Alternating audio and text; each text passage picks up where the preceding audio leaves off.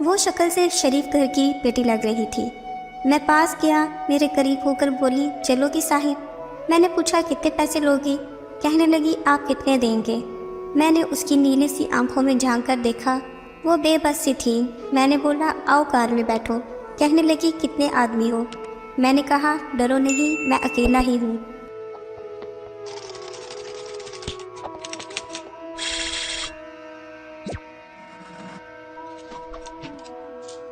وہ شکل سے شریف گھر کی بیٹی لگ رہی تھی۔ میں پاس گیا، میرے قریب ہو کر بولی، چلو گی صاحب؟ میں نے پوچھا کتنے پیسے لوگی؟ کہنے لگی آپ کتنے دیں گے؟ میں نے اس کی نیلے سی آنکھوں میں جھانک کر دیکھا، وہ بے بس سی تھی۔ میں نے بولا آؤ کار میں بیٹھو۔ کہنے لگی کتنے آدمی ہو؟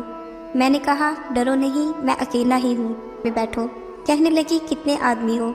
میں نے کہا ڈرو نہیں، میں اکیلا ہی ہوں۔ پھر کہنے لگی آپ مجھے سگریٹ سے اذیت تو نہیں دو گے نا؟ پھر اس نے ایک لمبی سانس بھری۔ آپ میرے ساتھ کوئی ظلم تو نہیں کریں گے نا؟ آپ چاہے مجھے 500 کم دے دینا، لیکن میرے ساتھ برا نہ کرنا پلیز۔ پھر بھی خدا جانے وہ کیوں جسم بیچنے پہ مجبور تھی۔ چوکیدار نے دروازہ کھولا، میں نے کار پارک کی۔ رات کے 11 بج رہے تھے۔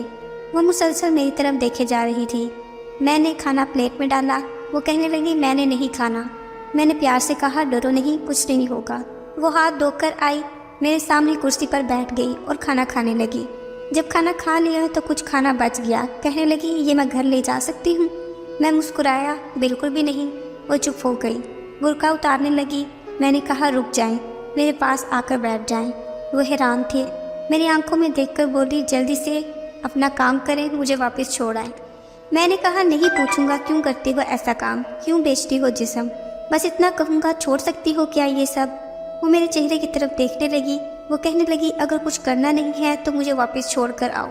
میں نے اس کے سر پر ہاتھ رکھا، پھر پرس سے 30,000 نکالے اس کے ہاتھ پہ رکھے۔ وہ حیران تھی، کہنے لگی میں نے نہیں لے لے۔ میں نے اس کے چہرے پہ ایک تھکن محسوس کی تھی۔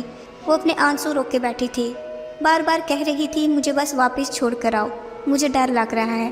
میں نے اسے یقین دلایا ڈرنے کی کوئی بات نہیں ہے۔ اچھا بتاؤ نا، بہت درد دیا نا زندگی نے؟ یہ سننا تھا، اس کی آنکھیں نم ہو گئیں۔ میں سمجھ چکا تھا کوئی بہت بڑا درد لیے گھوم رہی ہے۔ ڈرو نہیں، خود کو محفوظ سمجھو۔ اسے جب یقین ہو گیا پریشانی والی کوئی بات نہیں تو بتانے لگی شوہر مر گیا ہے، 3 بیٹیاں ہیں، سسرال والوں نے نکال دیا ہے، ماں باپ فوت ہو چکی ہیں، بھائی کوئی ہے نہیں، ماموں کے گھر آئی ہوں، ماموں کے بیٹے نے میرے ساتھ زیادتی کی۔ میں نے جب مامی کو بتایا تو سب نے مجھے غلط کہا، مجھے دھکے دے کر گھر سے نکال دیا۔ دور کے رشتہ دار نے ایک بڈھے سے میری شادی کروائی، اس کے بھی بچے تھے، اس کے بچوں نے مجھے بہت ذلیل کیا، پھر وہ شوہر بھی فوت ہو گیا۔ بیٹیوں کو لیے در بدر بھٹکنے لگی، نہ چھت تھی نہ روٹی تھی، بھوک افلاس تھی، سڑک پر کھڑی تھی۔ ایک صاحب آئے، کہنے لگے 1 گھنٹے کے 5,000 دوں گا۔ نہ چاہتے ہوئے ماں کی ممتا حالات کی ستائی ہوئی، کیا کرتی، آخر چل دی۔ اب ہر روز جسم بیچتی ہوں، کرائے کا گھر لیا ہے، بیٹیوں کو اکیلا چھوڑ کر آتی ہوں۔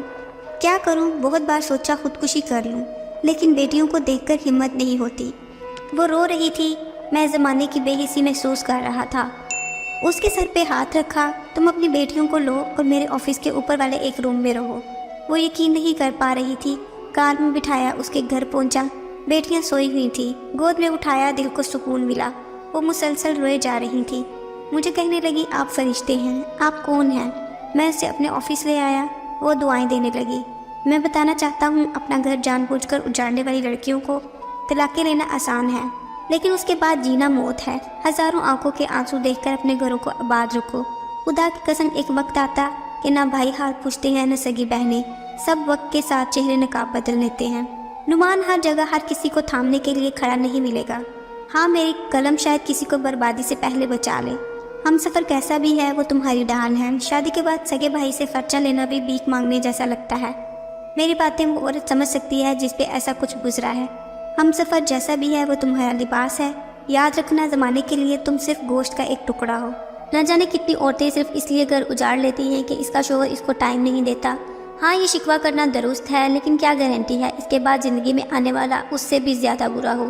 میں اس معاشرے کو معاشرہ نہیں کہتی بلکہ بدبودار سماج کہتی ہوں۔ یہاں جگہ جگہ پہ لٹیرے کھڑے ہیں، عزتوں کے، خواہشوں کے، بھرم کے، بھروسے کے، اعتبار کے۔ بس آخر پہ ایک بات کہوں گا، اگر تم کو پیٹ بھرنے کے لیے 4 دیواری سے باہر نہیں جانا پڑ رہا، اگر تم کو جسم نہیں بیچنا پڑ رہا، اگر تمہارے سر پہ چادر ہے، اگر لوگ تمہارا سودا نہیں کرتے، اگر لوگ تم کو وحشیہ نہیں کہتے، اگر تمہارا دامن پاکیزہ ہے، اگر تم رات کو محفوظ پناہ گاہ میں سوتی ہو، تو نہ کرنا برباد اپنا آشیانہ، ورنہ رون دی جاؤ گی، نوچ لی جاؤ گی۔ جو طلاق لیے بیٹھی ہیں پوچھو ان سے، وہ سوچ رہی ہوتی ہیں نہ جانے کتنے بچوں کے باپ کی ہم سفر بنوں گی، نہ جانے وہ کیسا سلوک کرے گا، اور پھر ساری زندگی یہ تانا سنتے گزر جاتی ہے، اتنی ہی اچھی ہوتی تو طلاق کیوں لیتی۔ ڈان ہے، شادی کے بعد سگے بھائی سے خرچہ لینا بھی بھیک مانگنے جیسا لگتا ہے۔ میری باتیں وہ عورت سمجھ سکتی ہے جس پہ ایسا کچھ گزرا ہے۔ ہم سفر جیسا بھی ہے وہ تمہارا لباس ہے، یاد رکھنا زمانے کے لیے تم صرف گوشت کا ایک ٹکڑا ہو۔ نہ جانے کتنی عورتیں صرف اس لیے گھر اجاڑ لیتی ہیں کہ اس کا شوہر اس کو ٹائم نہیں دیتا۔ ہاں یہ شکوہ کرنا درست ہے، لیکن کیا گارنٹی ہے اس کے بعد زندگی میں آنے والا اس سے بھی زیادہ برا ہو۔ میں اس معاشرے کو معاشرہ نہیں کہتی بلکہ بدبودار سماج کہتی ہوں۔ یہاں جگہ جگہ پہ لٹیرے کھڑے ہیں، عزتوں کے، خواہشوں کے، بھرم کے، بھروسے کے، اعتبار کے۔ بس آخر پہ ایک بات کہوں گا، اگر تم کو پیٹ بھرنے کے لیے چار دیواری سے باہر نہیں جانا پڑ رہا، اگر تم کو جسم نہیں بیچنا پڑ رہا، اگر تمہارے سر پہ چادر ہے، اگر لوگ تمہارا سودا نہیں کرتے، اگر لوگ تم کو وحشیہ نہیں کہتے، اگر تمہارا دامن پاکیزہ ہے، اگر تم رات کو محفوظ پناہ گاہ میں سوتی ہو، تو نہ کرنا برباد اپنا آشیانہ، ورنہ رون دی جاؤ گی، نوچ لی جاؤ گی۔ جو طلاق لیے بیٹھی ہیں پوچھو ان سے، وہ سوچ رہی ہوتی ہیں نہ جانے کتنے بچوں کے باپ کی ہم سفر بنوں گی، نہ جانے وہ کیسا سلوک کرے گا، اور پھر ساری زندگی یہ تانا سنتے گزر جاتی ہے، اتنی ہی اچھی ہوتی تو طلاق کیوں لیتی ہو، تو نہ کرنا برباد اپنا آشیانہ، ورنہ رون دی جاؤ گی، نوچ لی جاؤ گی۔ جو طلاق لیے بیٹھی ہیں پوچھو ان سے، وہ سوچ رہی ہوتی ہیں نہ جانے کتنے بچوں کے باپ کی ہم سفر بنوں گی، نہ جانے وہ کیسا سلوک کرے گا، اور پھر ساری زندگی یہ تانا سنتے گزر جاتی ہے، اتنی ہی اچھی ہوتی تو طلاق کیوں لیتی، ساری زندگی یہ تانا سنتے گزر جاتی ہے، اتنی ہی اچھی ہوتی تو طلاق کیوں لیتی۔